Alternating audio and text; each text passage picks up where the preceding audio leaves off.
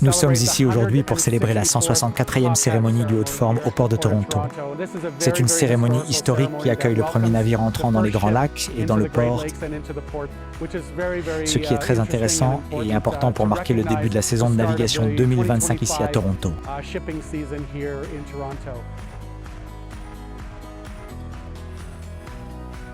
Cette année, c'est le MV Blackie.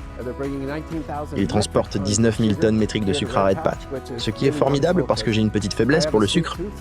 Je pense que je vais en manger un peu. Le MV Blackie est le premier navire transocéanique à arriver à Port Toronto. Nous nous attendons à une saison 2025 dynamique avec un nombre record de visites de navires de croisière. Red Pat est installé sur le front de mer depuis 65 ans, un parcours extraordinaire. Nous avons vu le quartier évoluer, passant de notre seule présence à une communauté florissante dont nous faisons partie aujourd'hui. Honorer le navire, le capitaine, l'équipage et tous nos partenaires du front de mer, c'est une belle tradition à laquelle nous avons la chance de participer. Ma circonscription, Spadina, Fort York, inclut le secteur riverain du centre-ville. Red Pat et le port sont des éléments essentiels de cette zone. Chaque année, 17 millions de touristes visitent le secteur riverain. C'est un pilier de notre économie locale. C'est incroyable de voir ce mélange unique.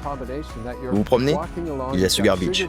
Et juste à côté, un navire transocéanique en train de décharger du sucre. Nous contribuons aux économies locales, provinciales et nationales.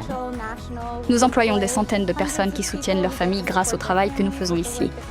Nous soutenons aussi les familles qui vivent autour de nous, du centre-ville jusqu'au reste du pays.